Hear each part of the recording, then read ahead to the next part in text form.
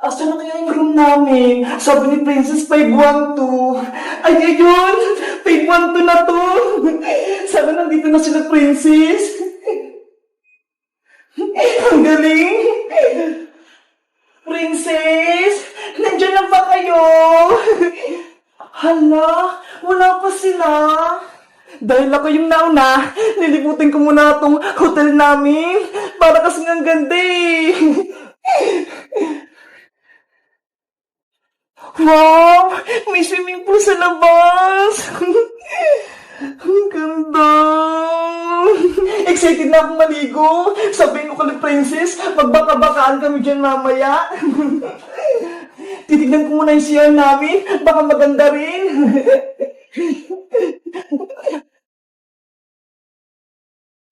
Wow! May swimming pool din! Ang ganda naman dito sa loob. Meron silang malaking batya.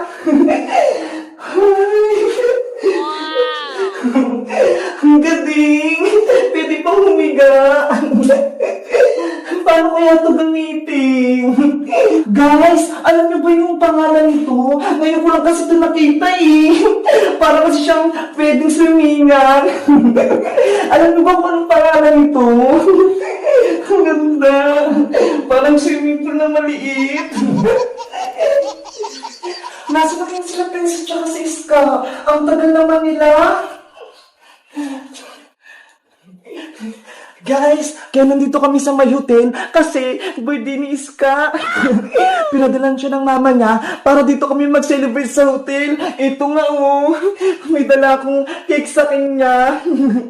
Batiin niyo si Iska, guys ah. Dahil wala pa si Iska at si Princess, matutulog muna ako dito. Kasi parang masaya matulog dito eh. Ang lambot-lambot. Wow, ang lambot.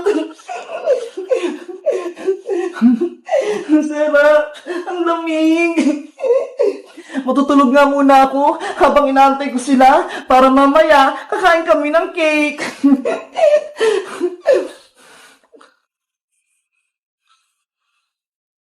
A few moments later. Bebang! Nandito na ako!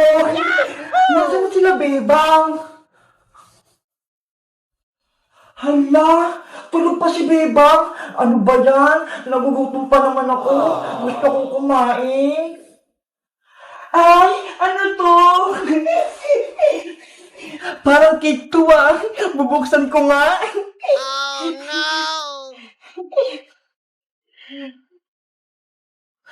Wow! Totoo nga! Mukhang masarap! Habang tulog pa si Bebang, kakain nga muna ako dun sa may mesa.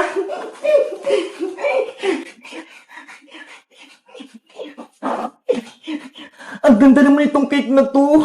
Ang cute. Sakto lang para sa akin.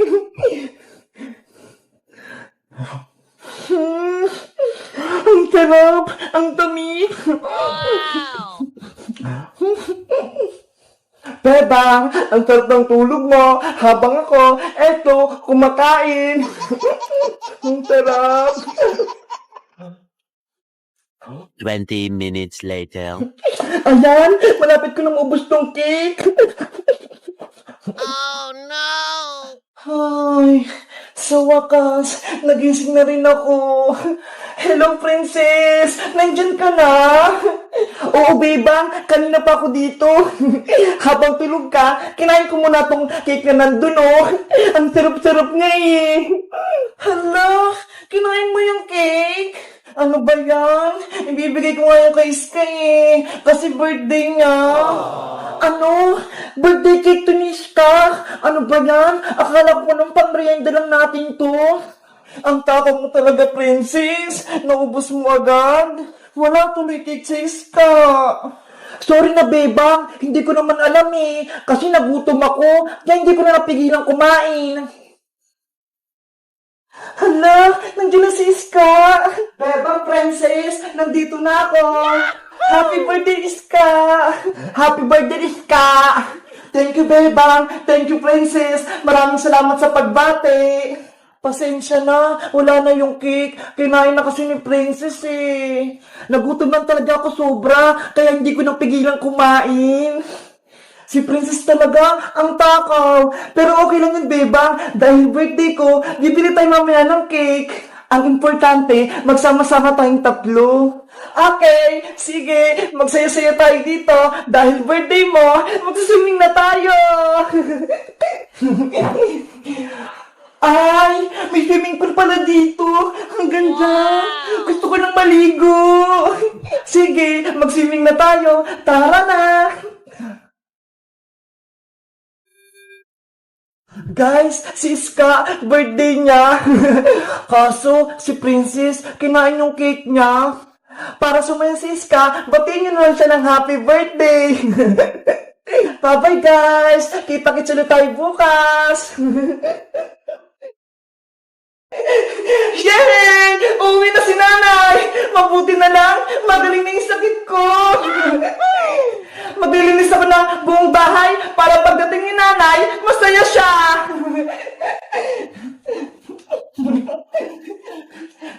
Ay, aba! Ang sipag mo naman ata, bebang. Nagwawalis ka na. Sabi kasi ni Iska at ni Princess Maria, uwi na raw si nanay, kaya naglilinis ako. Naniwala ka naman sa sinabi ni Princess pati ni Iska. Di ba, Mami? Next year pa uwi si Tita Sitang? Oo, sa susunod na taong pauwi si Ate Sitang, kaya huwag kang managinip dyan, bebang. Pero Tita Margaret, gusto ko na umuwi si nanay. Nahihirapan na po ako dito. Tsaka gusto ko na rin pong pumasok sa school. Hanggat kami ang kasama mo rito, hindi ka makakalabas ng bahay. Maglilinis, maglalaba, at maghuhugas ka lang ng pinggan. Naiintindihan mo ba? Kung nandito lang si nanay, hindi siya papayag na hindi ako mag-aaral. Huwag ka nang mangarap, bebang. Hindi na uwi si Tita Sitang dahil hindi ka niya mahal. Hindi totoo yan, Maria.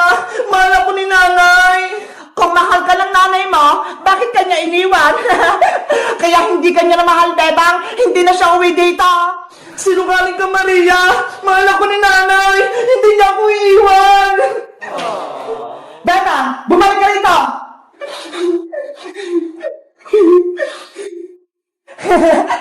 Nagdadrama na naman si Bebang.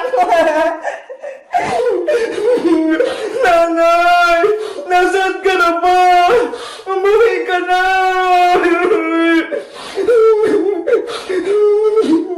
Mami, di ba mahal mo ako? Kaya di mo ako iiwan? Di tulad ng ginawa ni Tita Sitang kay Bebang. Siyempre, mahal na mahal kita, Maria. Hindi kita iwan kahit kailan dahil ikaw ang pinakamagandang anak ko. Salamat, Mami. I love you. A few moments later. Sa wakas, nandito na ako sa Pilipinas. Manong driver, para po.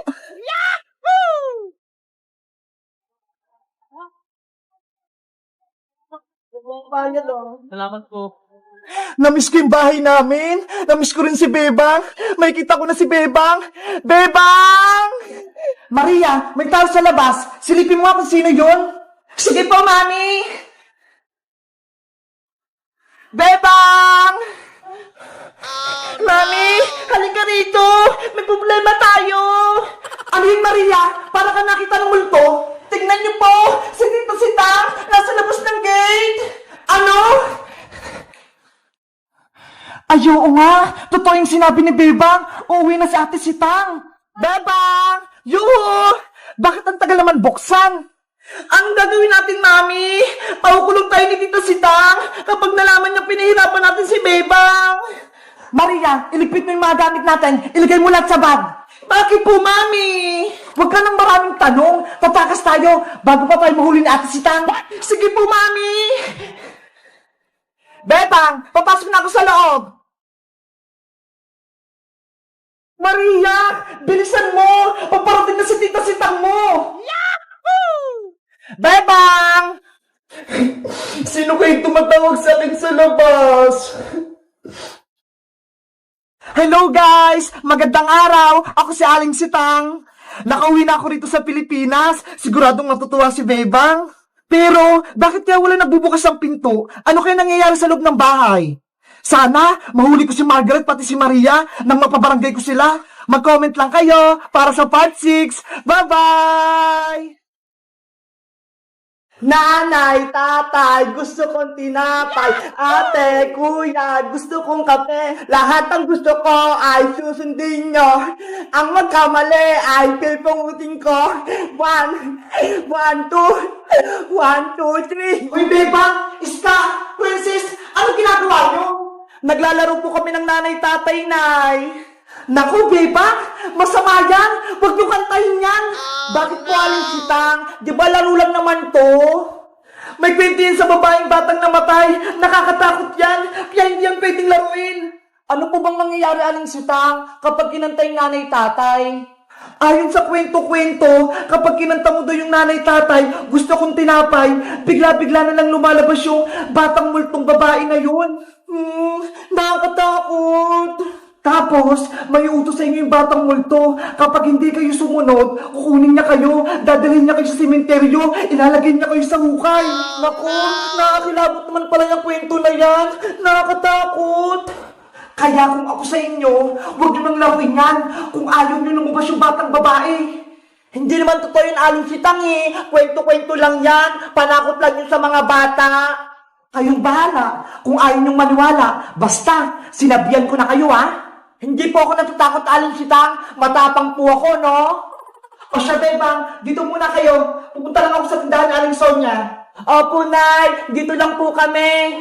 Mag-iingat kayo dito.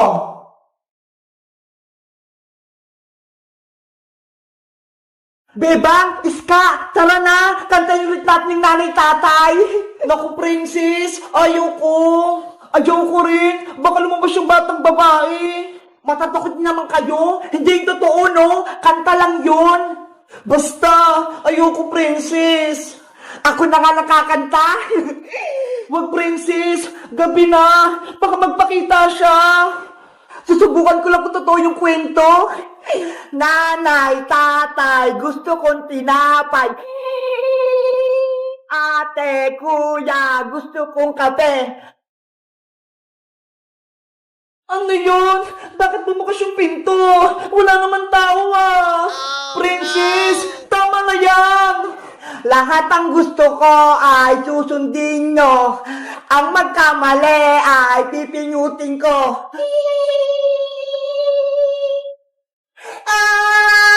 Brownout! Patay yung ilaw! Wala akong makita! Ano nangyayari? Walang ilaw! Hello! Kamusta kayo? Yung batang babae! Nagpakita nga! Kasalanan mo to, Princess! Kinantangan nanay tatay! Hindi ko naman alam eh! Totoo pala yung kwento-kwento! Gusto kong makipaglaro sa inyo! Pwede ba akong sumali? Hindi pwede! Isa kang multo! Patay ka na! Huwag ka rito! Kung ayaw nyo, kayo ang kukunin ko! Maglalaro tayo sa sementeryo! Tumakbo na tayo! Nandiyan yung multong babae! Takbo! Nandiyan na siya! Antayin niyo ako! Huli ka, Princess!